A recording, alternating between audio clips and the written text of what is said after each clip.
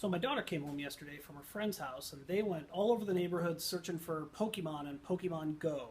And she asked me to go on a bike ride today and find it, or find Pokemon. And so I don't have a mount for my iPhone, so that's what I'm going to try to do today is make a quick mount for my iPhone so that my daughter and I can go for a bike ride and we don't have to have our hands um, on the iPhone. So let's see what happens.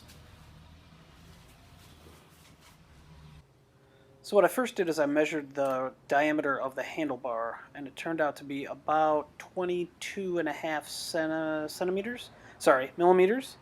So I just ruffled through my drawer and found that a piece, this T junction for PVC, is just less than that, like 1 millimeter less than that, which is perfect. So I took it over the bench, and I'm going to cut the bottom of it out. So I'm just marking here where I'm going to cut out. Just extended the lines a little bit, making it easier to see.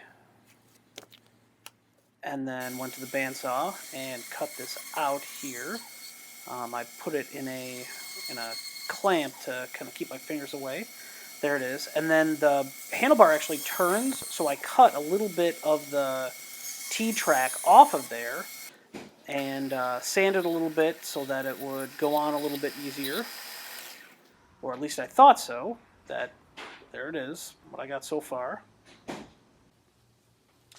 When I got to the handlebars and tried to push them on, oh, it was really hard.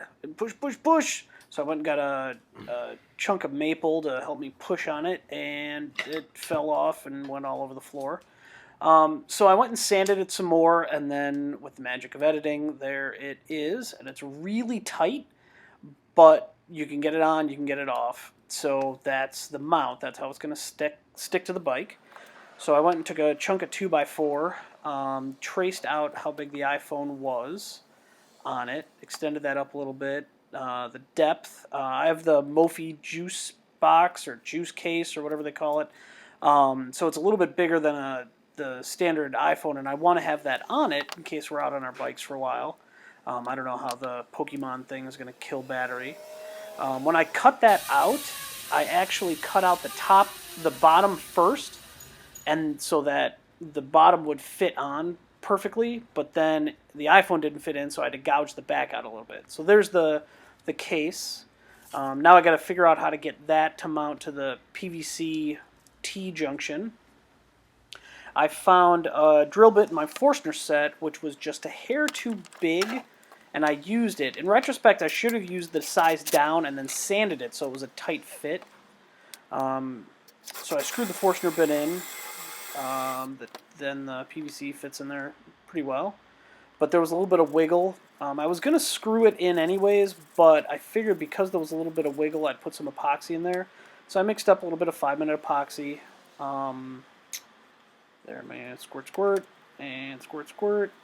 And then I just got little sticks all over the shop. Mix, mix, mix. Put it in the hole, and that fit right where it was supposed to. I put the extra in there, figured if I filled up the inside a little bit, it'd be better. Waited 5 minutes. There's the 5 minutes. Now I drilled into the PVC through the wood and affixed a screw in there.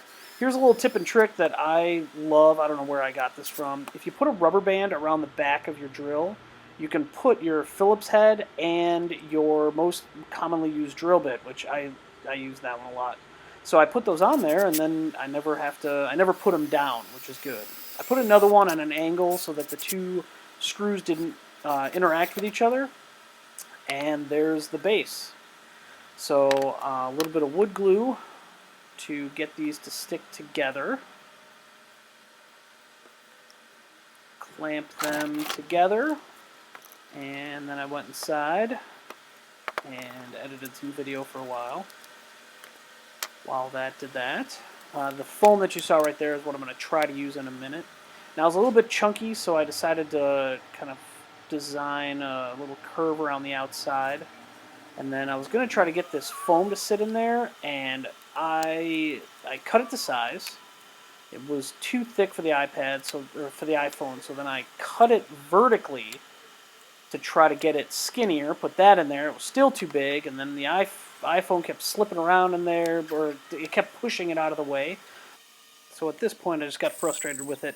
I think I'll just wrap it in a rubber band and push it into there, and I'm sure it'll be fine. At this point, I go to the bandsaw, and I cut those rounded edges.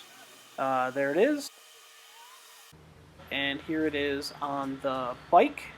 Snaps on pretty snugly. There it is. It really takes something to move it, so I'm hoping that the vibration of the bike won't move it around. Now, I didn't sand it or seal it or paint it. I'll paint it black maybe if it works. But my daughter and I will go out today and we'll see how it works. And that's the quick iPhone case or iPhone mount for my bike. There's a picture of it, and here's a second picture. I hope you guys liked it. Here's my second video in one day. I'm on fire. So Bob Pinta at the Wharf. I hope you enjoyed it.